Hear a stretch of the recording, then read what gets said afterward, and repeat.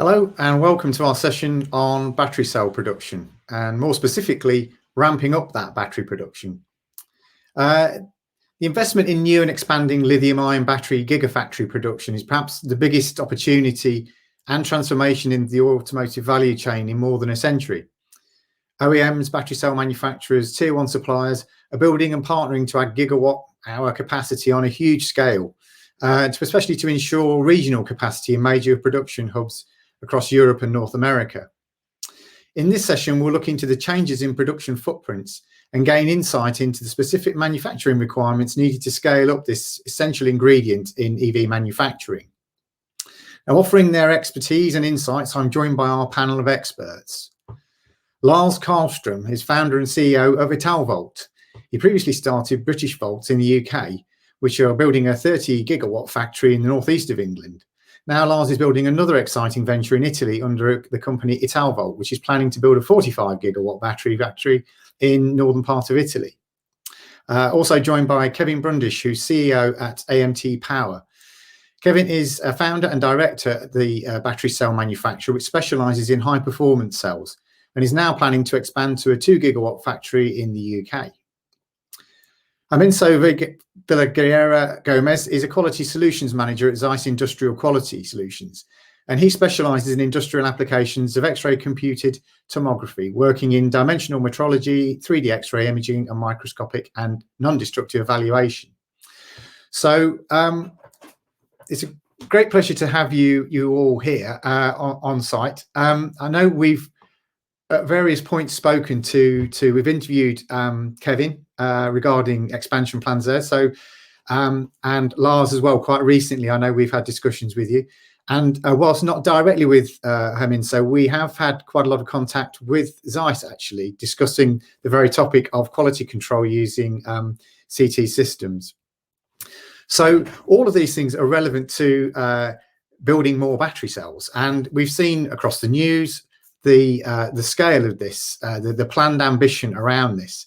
But as I think we all know, ambition is one thing, making it a reality is quite a different challenge. So I'd just like to start off by sort of, I think coming to you, Lars. Obviously, you worked with British Volt, you now with Italvolt getting a gigavolt factory up and running. Kind of what's the biggest challenge in ramping up sort of battery cell production? To be clear, first, we are not really there yet. So we are going in production in 2024. So we still have most of the challenges in front of us here. And but clearly, the supply chain is something that we try to recreate as much as possible. Here in Europe, we are in great need of doing so. Firstly, for the job creation, and also for supporting the factories that we are now intending to build here in Europe. And I think finding the right way of collaboration partners is the most essential. I would say to make all this happen with gigafactories currently today is all about collaboration, and we cannot be protective, and we need to invite each other, and we need to collaborate. Otherwise, none of this will happen in an efficient way. It's more challenges than many people are thinking, and I think it's become more and more clear to most of these initiatives that now are being announced here in Europe. And like you said, it's very easy to announce something and say you're going to do this, but reality is many times totally different. And here we need to create new alliances and new collaborations. We are in Italy are quite lucky actually. We have a quite large space of specialized industries. They're not big, but they are possible to ramp up and support an initiative like a gigafactory. We're also in an area because another problem here is also to find the right workforce. And we are in an area where we are seeing now the automotive industry in the change of going through towards EV, where, for instance, in Italy, we are risking 60,000 jobs currently, which is for sure terrible. For us, it could be an advantage as we have access to a number of qualified people actually, which can support our business. So I would say, to summarize this, we need to be very open and collaborative all over Europe, including UK, to make all this happen. And it's interesting because that is a trend we're seeing across the automotive industry, seeing the big OEMs joining up, and a lot of JVs going on all through the industry and all through the supply chain at the moment. Kevin, just coming to you, I know when we spoke, I know that AMTE is working to ramp up now, and you're working with some groups in the UK. I know from the discussions you had, you are already expert in producing battery cells. You have a long experience in that and competence at that. But now you're trying to increase volumes and then move into other market sort of sectors. And can you just give us a bit of insight into where challenges? I mean, Lars mentioned the supply chain there. I'm pretty sure that's coming out of the mouth of pretty much everyone in this event so far today, because it is a big headache. But could you just give us a few indicators around where your challenges are, where you see things moving forward? Yeah, sure. Yes, so you're right. We have a production plant on the north coast of Scotland, which has been providing sales into more specialized markets such as defense and oil and gas. So what we're doing is bringing some new products to the market alongside those existing ones and looking to scale up. And supply chain, Lars has already mentioned, that is of course a key requirement. There is no capability to make cells if you don't have those raw material sources.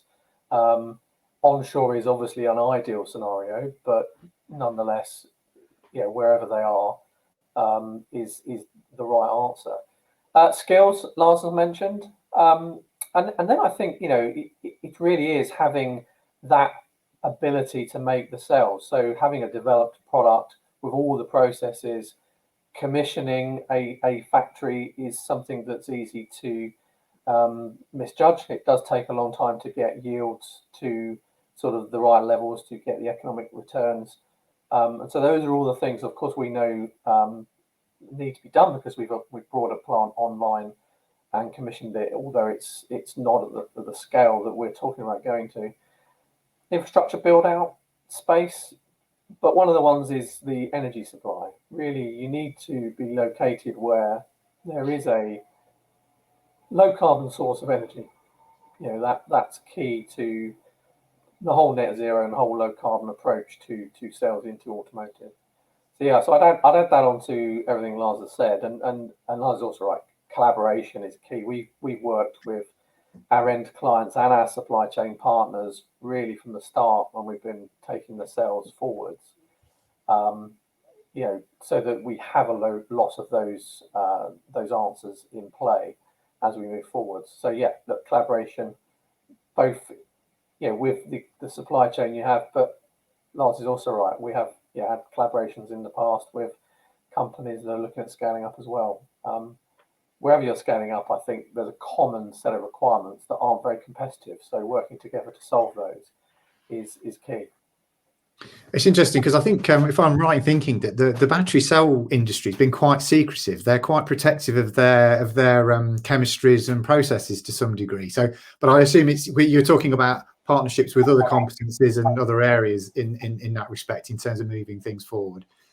Yeah, because everyone uses things like copper foil, aluminium foil, carbon. They aren't particularly competitive in that respect, generally speaking. They are secretive because, of course, the industry runs on a combination of patents and trade secrets. And once you've got a developed product and able to create that efficiently, that's where a lot of your advantages come from. So that's a natural aspect of the business. But there's lots of pre-competitive areas as well, I think, that collaboration behind will be of great value.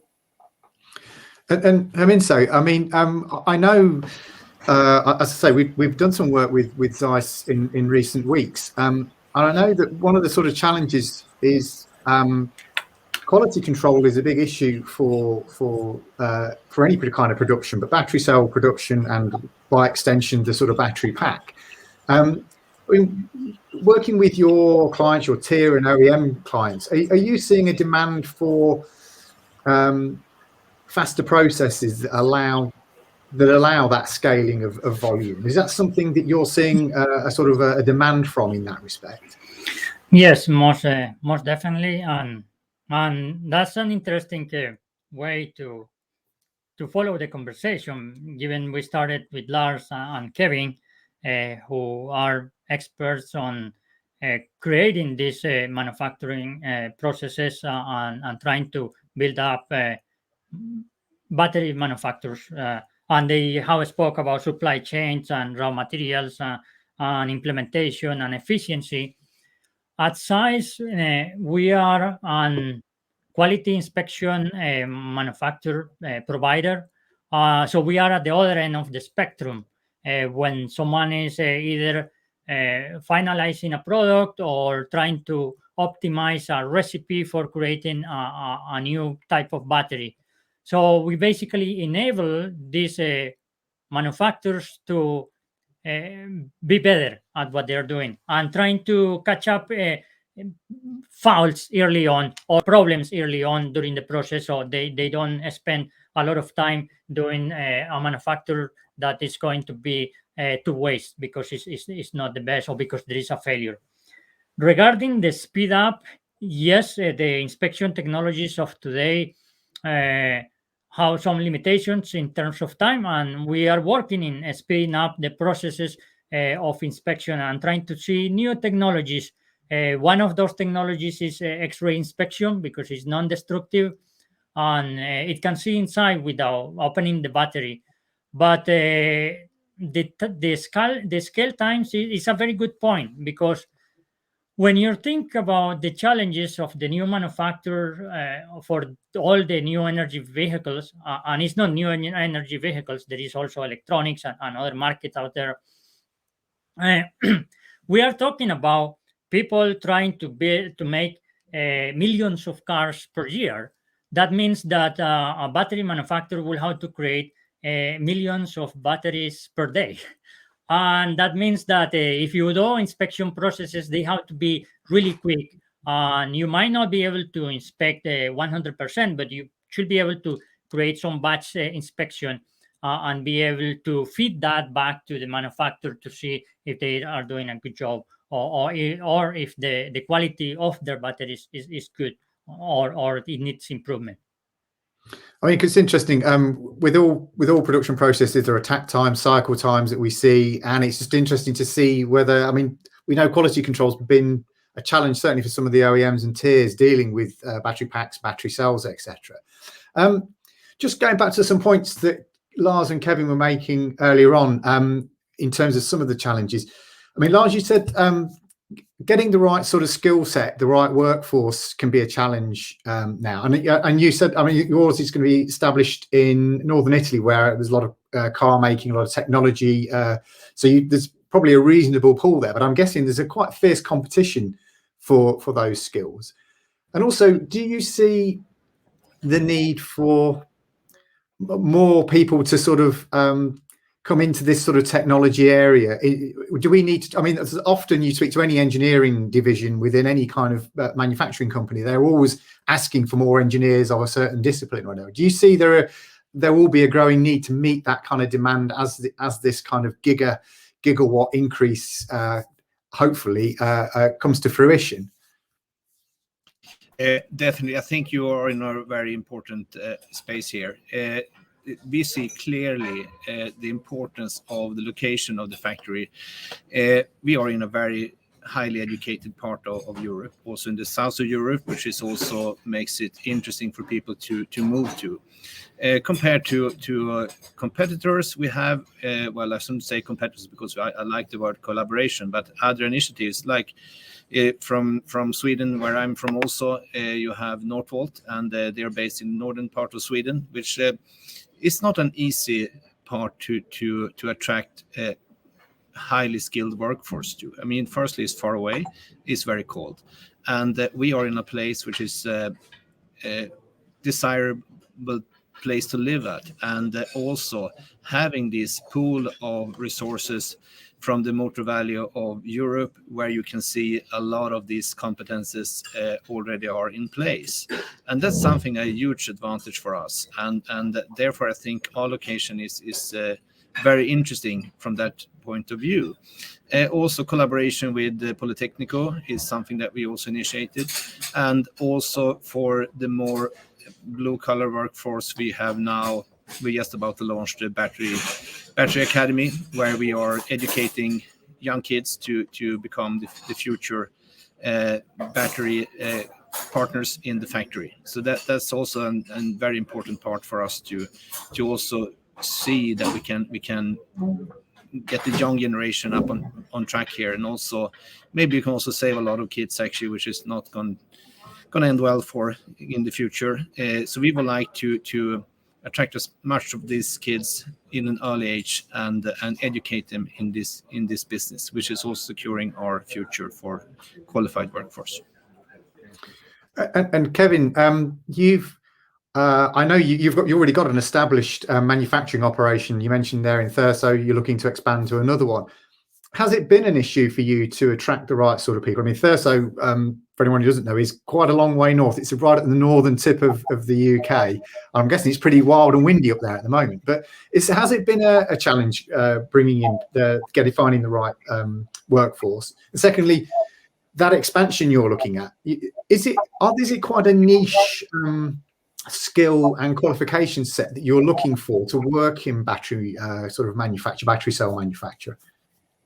Yeah, so I think there's two elements to that. Obviously, there are the deep specialists, which really are part of that more development and then implementation side. So electrochemists and obviously process engineers, really the sort of the more senior level. And then we have a range of, as Lars said, blue collar type activities, which is going to be the bulk of the workforce in a factory in that respect. So there are two types, I think, of skill base that we need. Those and the UK in particular has got an existing and well-class set of electrochemists here. So we do have a resource pool that we can draw upon, and of course we are one of the few manufacturers in the UK, so we do get a good draw into that team. Actually, up in Thurso, just site specific, we are quite near to a nuclear power station, so there is quite a skill base that we look for there. But and the UK is also, and Lars is right, there's a big automotive industry that is going to need to move from the IC engine arena into the sort of electric powertrain side, and the UK's got programs running sort of national level, if you like, by people like the Automotive Council, that are looking at that reskilling. But there are some parallel industries that you can look at as well. Of course, there's the chemical industry, and there's things like the food processing industry, which has similar sort of techniques to what we use in manufacturing. So there are industries, and we've looked at drawing people in and training them in our existing factory. And as with Italvolt, we're looking at programs with colleges and universities, particularly local to where we're going to house the expansion. And we wouldn't expand in our Thurso area simply because that resource pool is more limited. And so we are looking at expansion elsewhere in the UK. And typically that's one of the key criteria, alongside things like the energy provision, to sort of that site-specific selection. And just skipping back to the comment you made earlier about supply chain, and supply chain we're seeing it across the industry at the minute. It's causing all sorts of holdups. But obviously, with the establishment of a new factory and a new manufacturing process, or relatively to those particular areas, and in the UK especially, I think Kevin, you're probably in a minority of battery manufacturers at the scale you're working at and the application within the UK. And obviously we've seen from the British government the plans for gigafactories and various sites being drawn up, and by extension we're seeing it across Europe as well. How important now, given the context we've been through in the last 18 months, how important for battery cell manufacturer is a localized supply chain as far as possible? And what's your expectations? Obviously, some raw materials have to come from sort of outside of Europe and from wherever they're mined, and some of the processes. But in terms of everything else, what are you trying to look at in terms of localization, in terms of percentage-wise? Is that something you can even answer at the minute? So, Lars, can I go back to you on that one?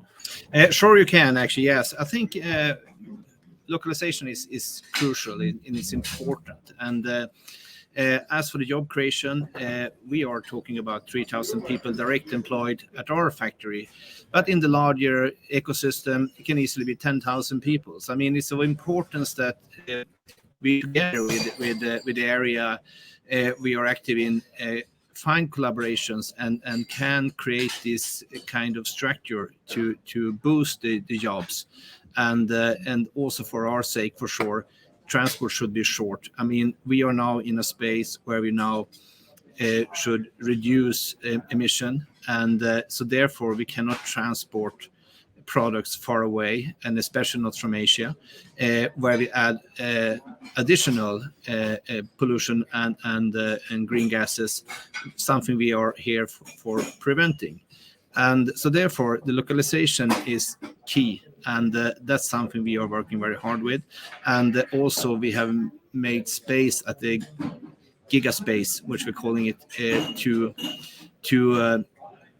build additional buildings for our supply chain, and adding on this kind of industries alongside the factory, which can support the factory with the goods needed and the products needed for the production. But the big challenge for sure is minerals, and what comes out from the mining industry.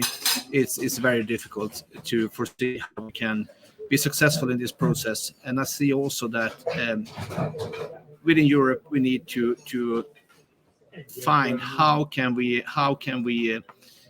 find solutions in the supply chain on minerals. That's the most crucial part currently, as far as I see.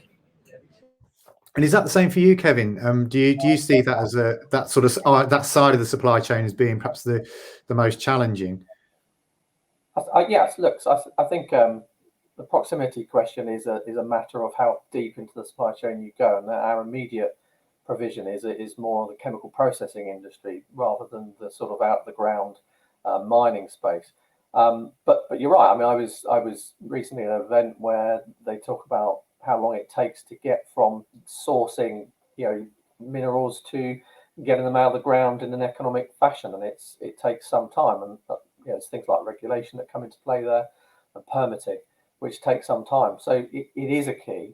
There are some minerals that are going to, if they're in short supply, they're going to drive the prices up, no matter how efficient the production process is.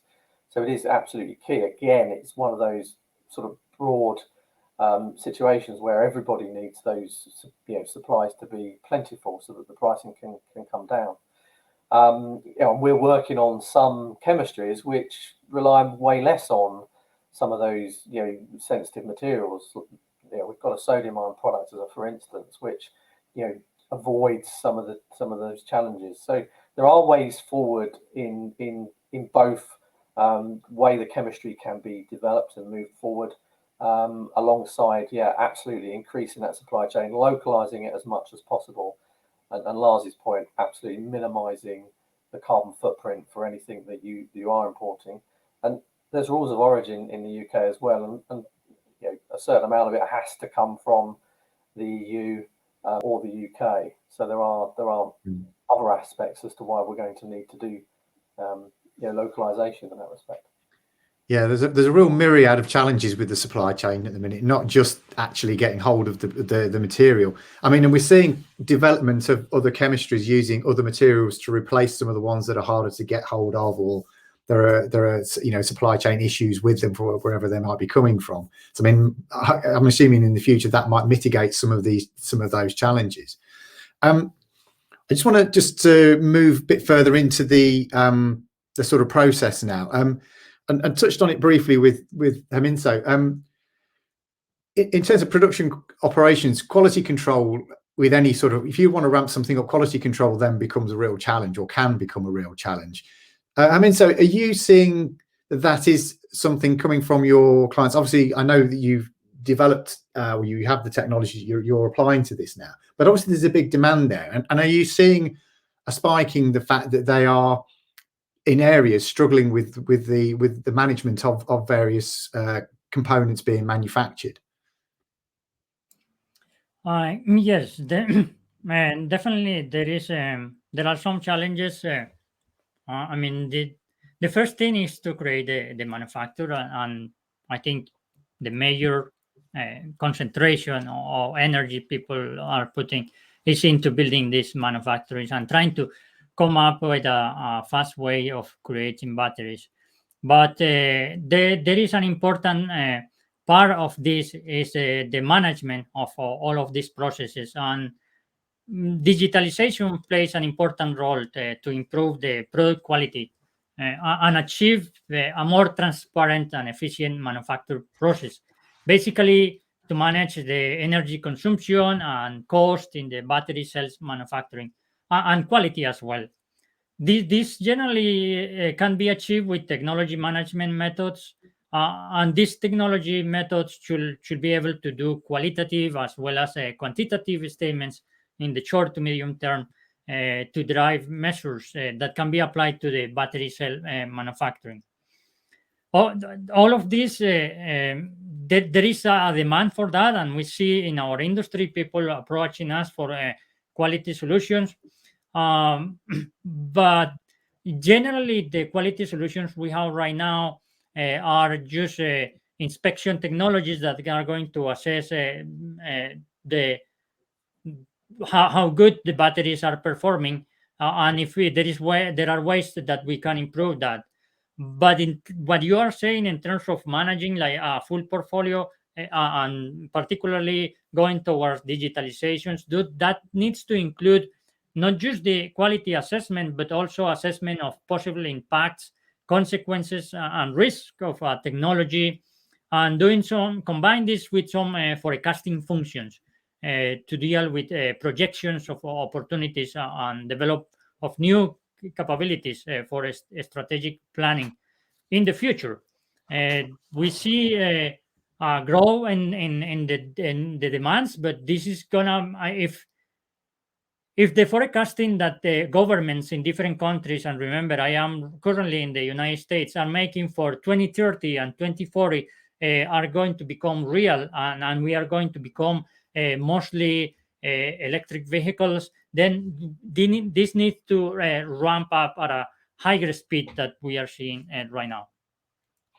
And that seems to be the pressure we're seeing at the minute. I mean, to build these huge factories, then to put out the quantities of cells, battery packs, whatever, in the volumes that are being discussed to meet the demand for electric vehicles. I mean, it's quite daunting when you see the level of it, and a lot of these factories are not yet built yet. So then building in, we look back from a manufacturing point of view, you start to build in all those processes. Quality control is a key one. It has to start at the beginning and run right through the whole process. So it has to be a reliable and established one. And we know from speaking to some of the OEMs that they've struggled, even with the assembly with the battery packs has been very tricky for them.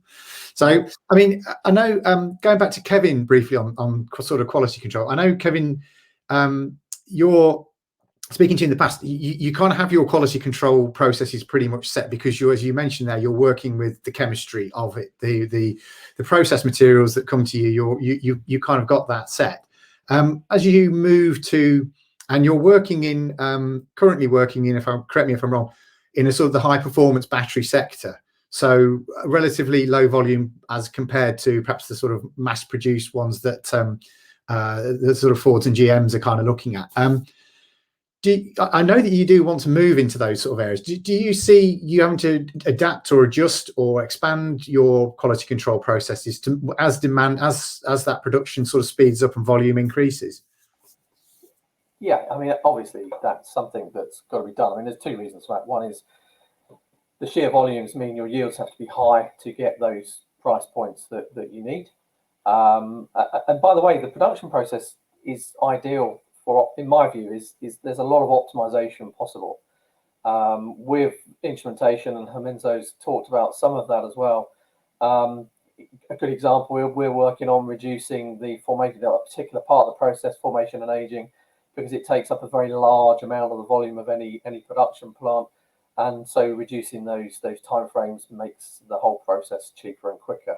So there are areas where there are some fairly simple wins, and that's all done by analysis and data processing, which is the sort of area where we're focused on. But it needs the measurement side as well, and I think those measurements will over time continue beyond just the manufacturing process, where you get a lot more sensing in the actual battery packs that will give us data that will optimize things moving forward. So I think there will be a lot around data capture and measurement of as we move forwards. But in our particular case, scaling up, yes, we obviously have been looking at the processes. We are able to use sort of facilities in the UK that can operate at that sort of gigawatt hour production rate, so that we can test our processes moving forwards before we build out. So we do have quite a lot of risk mitigation in the way we're going about this. And you are also right, we are focused on that more specialized market with 2 gigawatt hours. But there is an opportunity for us to go beyond that with a slightly more conventional cell. So our designs go out beyond the 2 gigawatt hour, up to sort of 10 and beyond at the moment. So there are there are areas where there's a lot of demand, and we're seeing that. So, but absolutely, you've got to get those processes and the quality control behind those working at that pace, so that factory can be cost effective.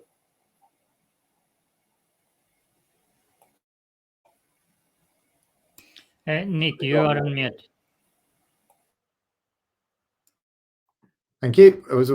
Someone was going to do that. Yeah. Just coming back to Lars on that. Just with regard, I don't want to get too in depth into the chemistries, but one of the questions that we had was around.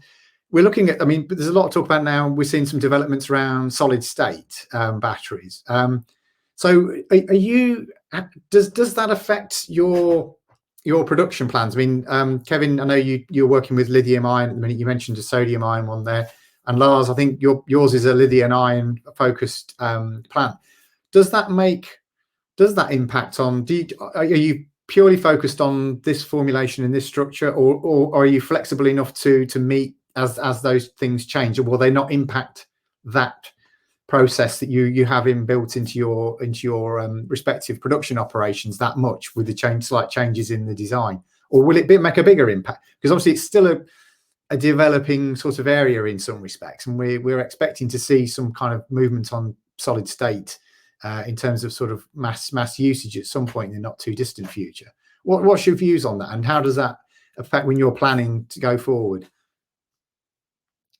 So Lars, can you? Yeah, I can go on that one. Yeah, for sure. Firstly, when you do the engineering of such large factory, which is a massive investment, in our case is 3.5 billion euros, you need to be very cautious, and you have a very good engineering team, and who also can future-proof the production, the facility. We clearly see back to solid state is for sure is very exciting. We haven't seen anything being really in a production phase yet. For sure, everyone is talking about it, and so we are currently targeting high performance lithium-ion solution instead, and something that we for sure can start showing our customers here early next year. And instead of going for something that we're not really sure it will work, or when it will work. Will it be 2025? Will it be 2030? We simply don't know yet. And for us, it's too risky. We need to have something that we know is still having a edgy format and a capability which is very interesting for the automotive industry. I think like Kevin also doing his high performance batteries. For sure, we can not only targeting high performance batteries, we need our base battery production, which is we are also having in place. And from that perspective, we are quite how should I say, cautious about how to proceed for the future. But I think the key word here is to future-proof the factory and the engineering processes. And also, if you need to change technology later on, it should be a process which is smooth and swiftly, and therefore we have a modular engineering process also, which we are now implementing in our when we start building our factory. Nick, are you still in mute? Apologies. Yeah, I was going to ask about the modular approach, if that was something that was being planned into those factories, because obviously it's that flexibility is kind of a key word that's bandied around quite a bit now. But as you mentioned there, it is quite tricky to know where to go. I mean, lithium-ion is a well-established technology, and there's been a lot of investment in it, and certainly a lot of take-up from the vehicle makers. So, you know, and it's difficult for suppliers then to kind of be in too many different positions at any one time. So, Kevin, is that something you're looking at as well, sort of like the modular approach to the battery sort of cell assembly? Yeah, I mean, there are two fundamental elements to the production of a cell. One is to create the electrodes, and that tends to be relatively flexible as far as the end format goes. It's a fairly standard approach, no matter whether you're doing a prismatic or a cylindrical or a pouch cell.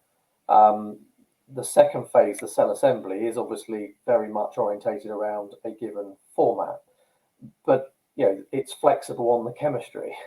So in some respects, there's a natural modular approach to it that does allow a degree of flexibility depending on, yeah, but it's not infinitely flexible, because the idea is that it's highly optimized around the product to get the lowest price and the highest quality. But there's an inbuilt flexibility that you can build in, and it is modular. And yes is the answer. It's a modular approach that enables you to scale in a modular way as well, and build out, and so there's all that goes behind it.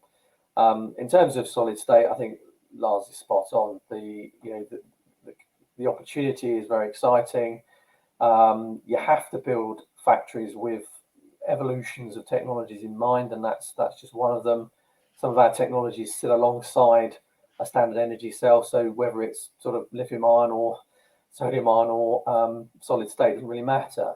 But in other cases, there's a need to make sure that we future-proofed it. So we have worked with solid state technology companies just to look at how what we do in the production process is transferable, how much of it's transferable, and things like that. So yeah, you've got to be mindful of all of those different aspects. Again, once the technology is ready, it takes some time before it's then in the end application. A vehicle, for instance, is designed and the cell and battery pack will be a fundamental part of that, and it isn't always as simple as just switching out technology. So that supply chain will go on for many years, after a choice has been made on what's coming in there. So even when the technology is ready, there will be a ramp up process, and as Lars said, what's required in the near term is something that has that sort of proven background to be made and supplied, because reliability is also a very key aspect for the automotive industry. I know from when we interviewed you, Kevin, you were talking about the flexibility, the agility of AMTE, because it's a relatively small company. You were very specialised, but you had a number of chemistries that you could work across. I was going to sort of ask, and Lars as well with this one. I think given the scale that people are talking about in terms of the number of cells that need to be produced to match it's not just a battery pack, it's the number of cells within them. Flexibility, if it's key, do you not risk losing that as soon as you get into the higher volumes? Because traditionally, if you look at any kind of manufacture, automotive is a classic example of putting out a lot of the same vehicle is great for scales of economy, but it's not great for flexibility. And we've seen it draw back from that over time and become more flexible. But obviously with battery cell production for automotive and these new ventures, these new programs, do you see there's trying to balance that flexibility with the volumes that you're looking to get at, or do you sacrifice the flexibility to make sure that you've got that consistency of a single product that you can do at a volume? Lars, what's your thoughts on that? Yes, I think the way we are engineering our factory now is in where each and every module is 6 gigawatt, and that means that we can also choose to have eventual multiple technologies, even if it's required. For sure, not the most efficient way, maybe, but we can do it in that way. And that means also when we're ramping up production, we can also have, let's say, 20% high performance batteries and 80% base technology batteries.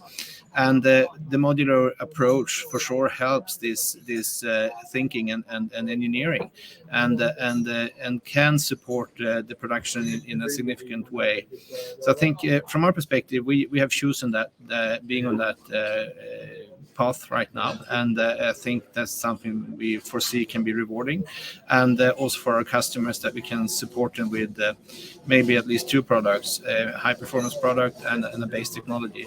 So I think we've been studying this quite carefully, and together with our partners like ABB and Equans and a number of very brilliant engineers on board, and found that this is the most efficient way to build a gigafactory. As you do know, a gigafactory is something that everyone thinks we can do in a quite easy way, but it's also almost as hard as build the battery itself, is to engineer the gigafactory in an efficient way. And very few has been built. So they are not really that you can call an engineering company and say, get me a gigafactory, because they don't simply know how to do it. So you need a number of suppliers when it comes to engineering to make all this happen. So it's very advanced, and it's very different from anything else that we experienced. So it's a challenging time, even just to do the engineering on the shell, on the factory even. Yeah, we've got a whole session on designing factories, and that's another session. That's tomorrow, I think. Sorry. I mean, so do you want to fill? Yes, if you don't mind. No. I want to go back to the previous topic, which was the solid state manufacturers. Oh, sorry. Sorry. I know we are mainly doing quality inspection control, but we work with different battery manufacturers here, lithium state and solid state. And I'm very close to, I'm in the United States, so I'm very close to the Silicon Valley, where there are a lot of startups. And probably you have heard about this company, Quantum Escape, which has partnered with Volkswagen and is chasing the next generation of batteries, which is the solid state batteries. And I think Lars and Kevin are absolutely right in the approach. The demand is so high right now for new energy batteries that the focus on lithium state batteries is perfectly okay for the next 10 or maybe 20 years, because even in lithium state batteries, there is still research ongoing on how to optimize them, but it's ready for this level of massive production. The solid state battery is at a state that a lot of research has been done, and Quantum Escape is one of those companies that has shown how to do it, but they are still trying to figure out how to make this in an optimal process to make a mass production. So I agree with what they say. There is a lot to do right now for lithium-ion batteries, and that's probably the way it's going to go in the next current years. Remember,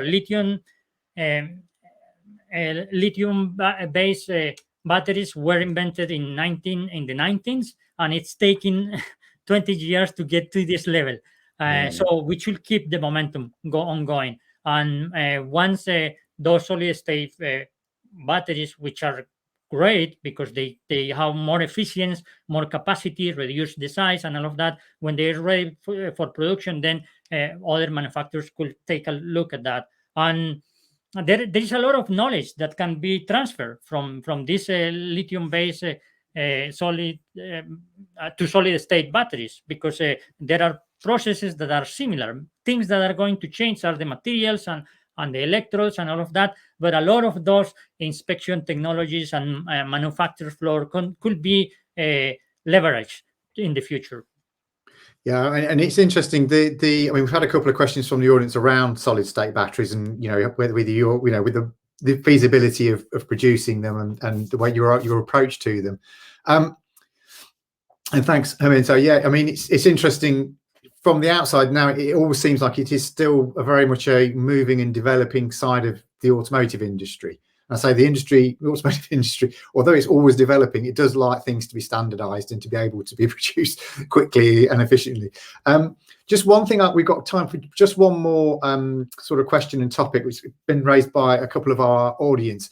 Sustainability is a kind of key thing now. So it's a key facet of any kind of production operation, whether you've got it existing or whether you're setting it up. I mean, you touched a little bit on it earlier on, Kevin, regarding renewable energy sources, and being in Scotland, I think you're pretty well placed to benefit from that. Just coming to you, Lars, obviously setting up the plant, is that a big feature, a factor in it, and not just the powering of the plant, but also by extension the recycling of the product and any materials that are within it? You know, is that something that's kind of foremost? Have you got like a plan or a strategy around that? Sure. I mean, everyone says they're going to be the greenest factory in the world, and so do we also saying for sure. That's a good intention. It's not easy. We are not an automotive factory. We are a chemistry company, and chemistry is many times not the cleanest part of industry. So from that perspective, it's very challenging. And like we touched base before, the minerals is for sure one crucial part, but also to have the supply chain close and minimize the transportations. So therefore, we also have teamed up with TÜV Süd, who are certifying our suppliers and also certifying our production methods to make sure it's as green as possible. And also regarding recycling, we have a collaboration with American Manganese in Canada, where we are part of a pilot project currently ongoing there, where we foresee it's possible to recycle 100% of the battery.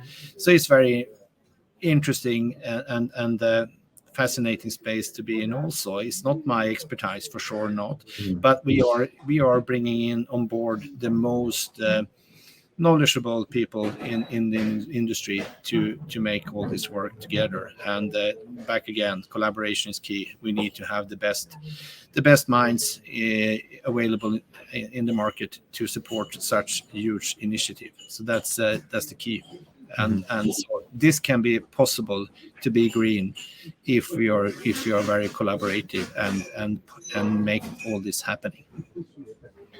And Kevin, I mean, do you share those? I know you mentioned the powering of the plant, but I mean, from a chemistry point of view, has that been something that's in your mind? I mean, obviously, we've talked not on this, but we've talked about the disassembly of the battery modules. They used to be kind of welded together and sealed, and now they want to be accessible so they can be recycled or components changed even. So, and are you seeing that with the pouches and the cells? Are you seeing that there's a need for them to be more recyclable than they have been previously? Absolutely, yeah. I mean, part of our design process tries to look at the easiest way that you could then recycle a cell. That's something that we've been working on for some time. So the recycling side is absolutely an ambition, I think, of everybody that's putting a factory into play on a large scale. It has to be, really. And there are recycling companies that we are working with that have processes that are moving forwards. I think right now there's only a few that are looking at commercial viable processes as it stands at the moment. But for sure, as we build out plants across Europe, that will be an industry that will become a key aspect of the whole supply chain, the sort of end phase. And so recycling is key. And you're also right in that whilst we can build our factories to be quite low carbon footprint using the right energy sources, it needs to be applied right through the supply chain. So we're also working with supply bases and areas that are looking at decarbonising even right down to the sort of mining level, really. So it will need a low carbon footprint from top to bottom as best you can. There will be some practical limits to that. But there's been lots of studies done about why an electric vehicle supply chain is going to be significantly more sustainable than an IC vehicle approach. So there is evidence out there. I think it's made sort of headline news in the UK more recently, that is the case. So obviously it's an absolute ambition to be, I think, Lars is right, the greenest, but as green as can be as we move forward is absolutely key. Right. Well, I know. Well, I'm going to draw the session to a close now. So thank you very much, guys. Keeping an eye on this. I know Lars is dashing off to a plane as well, so I mustn't delay him any further. Thanks very much for your time and your insights. Really appreciate that. You've given us a good insight into how these things are going to progress. We'll watch with great interest further on. We've just, for our audience, so please stay with us. We have some great sessions coming up on sustainability, net carbon zero manufacturing, network digitalized production. So really good stuff coming up. Thanks to our audience for joining us. I hope you've enjoyed the discussion. Have a good rest of the day or evening. I'll say goodbye to our panel and goodbye to our audience. Thanks very much. Thank you. Thank you for having me, Nick. Thank you. Bye now. And bye to Kevin. Buyers today expect greater levels of customization for their vehicles than ever before. ABB's new pixel paint technology gives manufacturers a simple, fast and cost-effective solution to meet this demand. Pixel paint removes the need for manual masking of panels. It removes double cycle time for two-tone paint jobs. ABB's system reduces costs.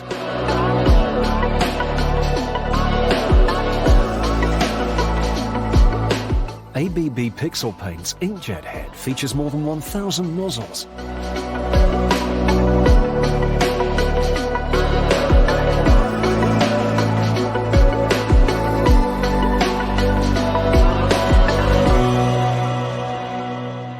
ABB's new pixel paint technology offers greater levels of customization for vehicles than ever before.